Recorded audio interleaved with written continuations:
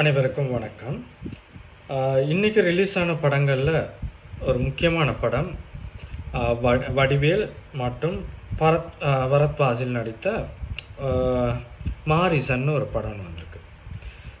மாரீசன்னா எனக்குன்னு என்னென்னு தெரியலை, உங்களுக்கு தெரிஞ்சால் சொல்லுங்கள். மாரீசன் படம் ஒரு சின்ன எக்ஸ்பெக்டேஷன் ஒன்று இருந்துச்சு. ஏன்னா வடிவேலும் பரத் பாசிலும் ஏற்கனவே நடித்த படம் ஒரு நல்ல ஒரு ஹிட்டாக கொடுத்தது. ஆனால் இதுவும் ஒரு ஹிட்டை கொடுக்கும்னு நினச்சி தான் நானும் போய்ட்டு பார்த்தேன்னா ஹாஃப் கொஞ்சம் ஸ்லோவாக தான் போனது. என்னென்னா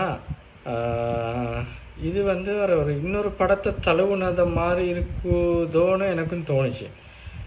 ஏற்கனவே அரவிந்தசாமியும் கார்த்தியும் நடித்த படம் அந்த சாயலில் வந்த மாதிரி கொஞ்சம் இருந்தது. உங்களுக்கு இருந்துச்சான்னு தெரியலை. அப்போ கொஞ்சம் பரத் பாசிலை பற்றி உங்களுக்கு தெரியும் தானே. பரத் பாசில் ஒரு நல்ல நடிகன். அவர் நல்லா ஃபீல் பண்ணி நடிப்பார். ஆனால் நம்ம வடிவேல்னால் என்ன ஜோக், எல்லா மீம்ஸ்லையும் அவர் இருப்பார். ஆனால் இவர் இப்படி நடிச்சிருக்காரே அப்படின்ட்டு இன்னொரு தரமும் ஒரு ஒரு சென்டிமெண்ட் கதாபாத்திரத்தை தான் நடிச்சிருக்காரு.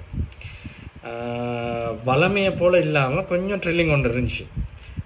இன்டர்வலுக்கு பிறகு கொஞ்சம் ட்ரில்லிங்காக வச்சுருக்காங்க. நீங்கள் போயிட்டு பாருங்கள் அந்த பரத்வாசிகள்கிட்ட நடிப்பு எப்படின்ட்டு, அதே போல் வடிவேல் எப்படி நடிச்சிருக்காருன்ட்டு. இதில் ஏன்ட்டு ரிவ்யூவில் நான் கூட சொல்கிறேன். இன்னும் கொஞ்சம் எஃபெக்ட் போட்டிருக்கலாமோ டைரக்டர்னு நான் நினைக்கிறேன்.